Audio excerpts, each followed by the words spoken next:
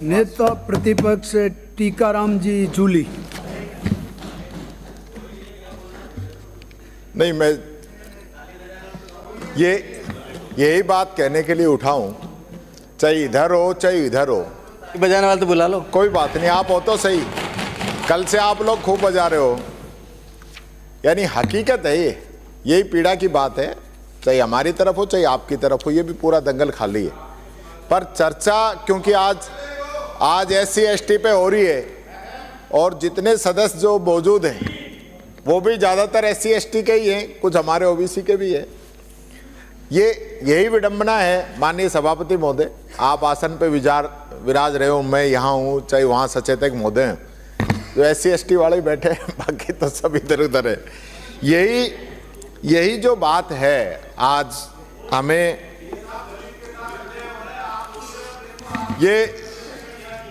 ये दलित के अन्याय की बात कर रहा हूँ भाई।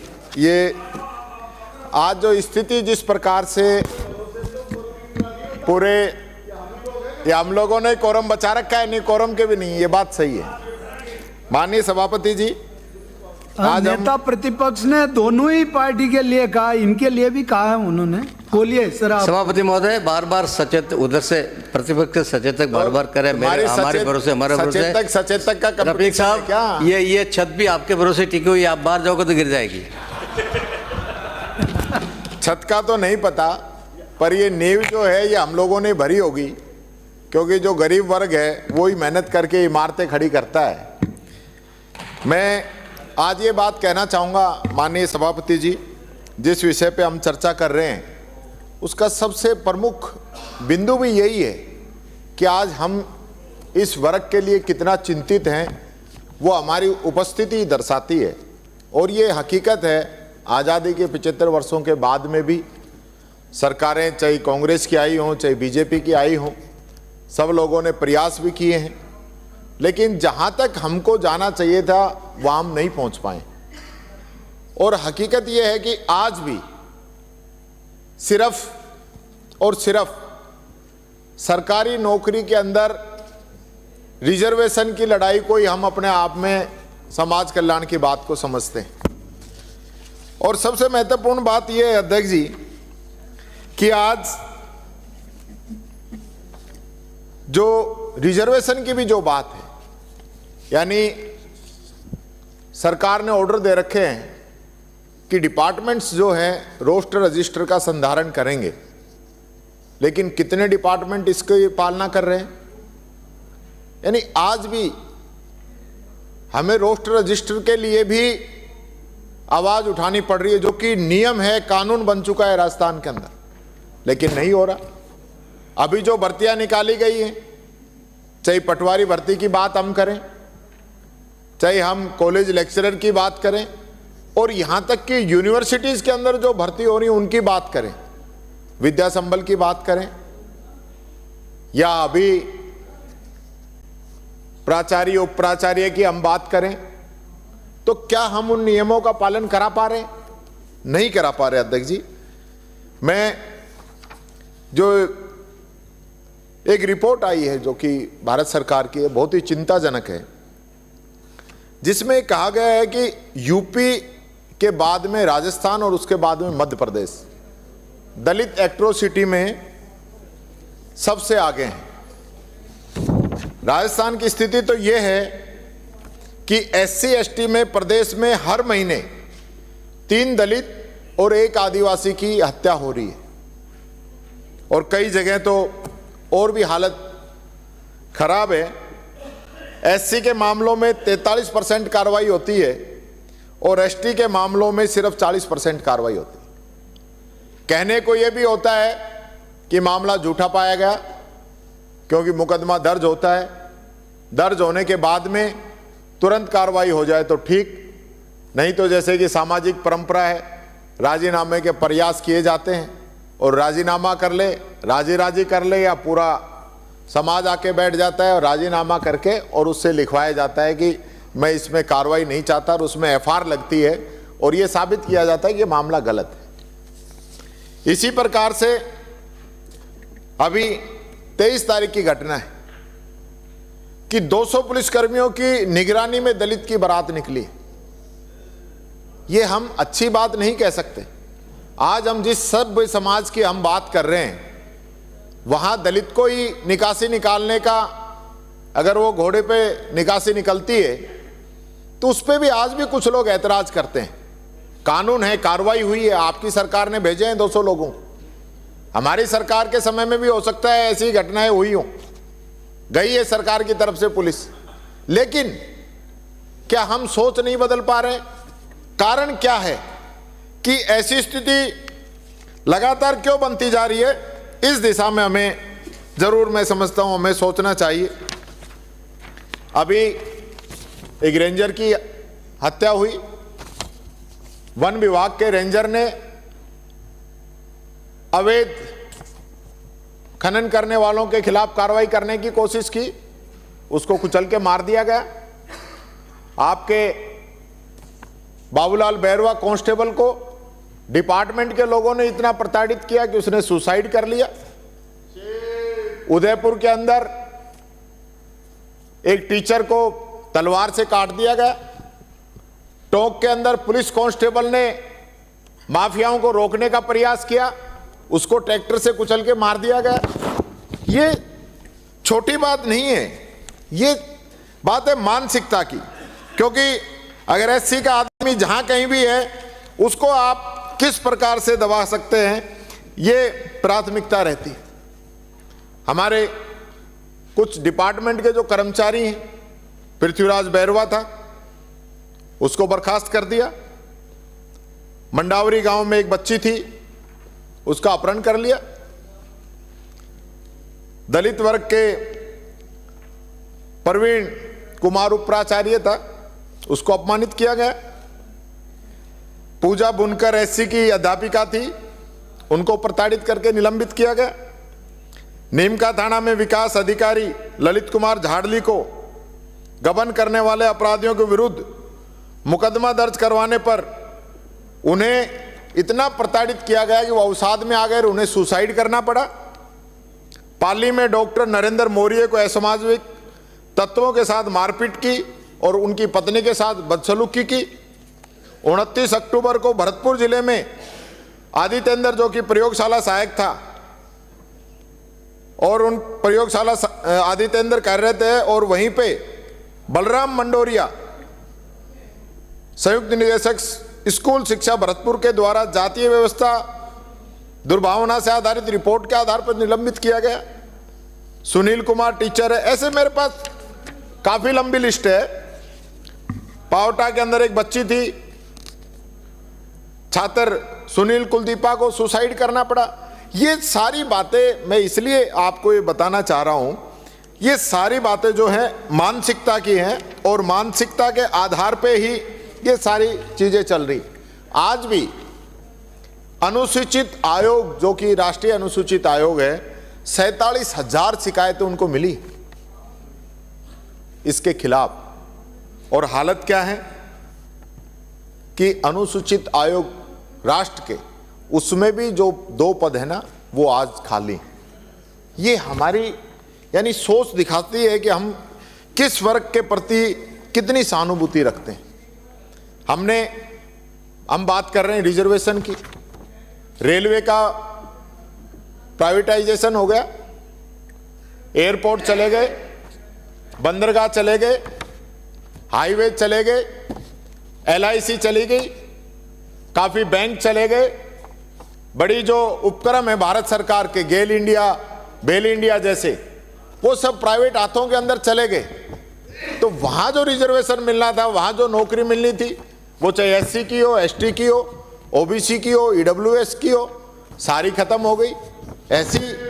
ऐसा बड़ा नुकसान जो हुआ है, ये इसको समझने की जरूरत है। माननीय मंत्री जी यहाँ पे मौजूद हैं, मैं भी इस डिपार्टमेंट का मंत्री रहा हूं। जो पेंशन की बार बार चर्चा आती है, जब हमारी सरकार आई तब 50 लाख लोगों को पेंशन मिलती थी खर्रा साहब, और 5 साल के अंदर हमने इसको बढ़ाने का काम किया। पहले 500 मिलती थी, उसमें काफी कंडीशंस ऐसी थी जो लोग पूरी नहीं कर पाते थे, हमने वो सहूलियत दी। 500 से हमने 750 की, 750 से हमने 1000 की, और उसके बाद इसकी कंडीशन जो है वो काफी सरल की, जिससे ये 50 लाख से बढ़ के 94 लाख आई। अब ये तो कम से कम समय पे मिलनी चाहिए। आपने खुद आज माना पालनहार है, वसुंधरा जी ने शुरू की थी, संसदीय कार्य मंत्री महोदय वसुंधरा जी ने, और 348 से शुरुआत हुई थी, आज 6 लाख से ऊपर पहुंची है, और पिछले 5 वर्षों में 3 लाख से 6 लाख हुई है, यानी कि लगभग दुगनी इसके अंदर बढ़ोतरी हुई। तो हमारा प्रयास था कि इसके अंदर ज्यादा से ज्यादा लोग आए, उनको फायदा मिले। ये समाज कल्याण की योजना है, इनका लाभ मिलना चाहिए गरीब को। आज पालनहार के पैसे हम जिस प्रकार से बात कर रहे हैं कि बैंकों का मर्जर हो गया, कोई बैंक का मर्जर ही नहीं हुआ। ये ब्रांच वगैरह जरूर कोई इधर से उधर हो जाती है, लेकिन इतनी बड़ी संख्या के अंदर जो गैप आ रहा है उसको हमें समझने की जरूरत है। ये बात मैं कहना चाहूंगा। शहरी रोजगार गारंटी गरीब लोगों के लिए थी कि ग्रामीण में जो काम कर सकते हैं तो शहर में भी काम कर लें। उस योजना को बंद करने का काम हमने धीरे धीरे उसका बजट घटाते आ रहे हैं। मेरे को लग रहा है कि जोगाराम जी का जिस प्रकार से इनका चेहरा नजर आ रहा है, तो ये अगले बजट तक इसको धीरे धीरे खत्म करने का काम करेंगे। मैं एक बात और कहना चाहूंगा, डबल इंजन की सरकार है, तो डबल इंजन का फायदा तो उठाओ। ईडब्ल्यूएस के अंदर जब राजस्थान सरकार ने, हमारी सरकार ने जितनी संपत्ति की और उसकी जो फिक्स जो इनकम है उन सब के अंदर सहूलियत देते हुए मात्र 8 लाख रुपए उसकी आय पे इसको रखा था। बाकी जितनी भी संपत्ति की जो उसकी इनकम थी वो हमने हटा दी थी, और उसके आधार पे हमने ईडब्ल्यूएस का सर्टिफिकेट जारी किया था। उसका फायदा पूरे राजस्थान के ईडब्ल्यूएस को मिला। लेकिन वो सर्टिफिकेट अगर ईडब्ल्यूएस का हम राष्ट्रीय स्तर का बनवाएंगे, भारत सरकार का बनवाएंगे, तो वो प्रमाण पत्र के अंदर छूट नहीं है। ये करने का काम है, ये आप करिए, डबल इंजन का फायदा उठाइए ताकि राजस्थान के लोगों को इसके अंदर छूट मिले। मैं आपने 6-7 घोषणा पत्र के अंदर एससी के लिए की थी, कुछ आपने एसटी के लिए की थी। आप जरा बता देना, 1.25 साल के अंदर एससी और एसटी के आपके जो घोषणा पत्र में स्कीम है, जो माननीय मुख्यमंत्री जी 58% कह रहे हैं, तो 58% में इन एससी एसटी वालों का कितना नंबर आया, ये जरूर मंत्री जी जब बोलें तो बताएं। ये बात इनके लिए, इनको मैं कहना चाहूँगा। आपने ये भी कहा था कि हमारी सरकार आते ही एससी एसटी के जो पद हैं उनको हम सभी पदों को शीघ्रता से भरेंगे। लेकिन मेरे को लगता नहीं कोई शीघ्रता से भरने की कोई कवायद आपने शुरू की हो, कोई बैकलॉग हमारा पड़ा हो उसको शुरू करने की आपने बात की हो।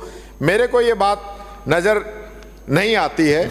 इसी प्रकार से एक मेरा संशय है जो मैं आपसे माननीय मंत्री जी पूछना चाहूँगा।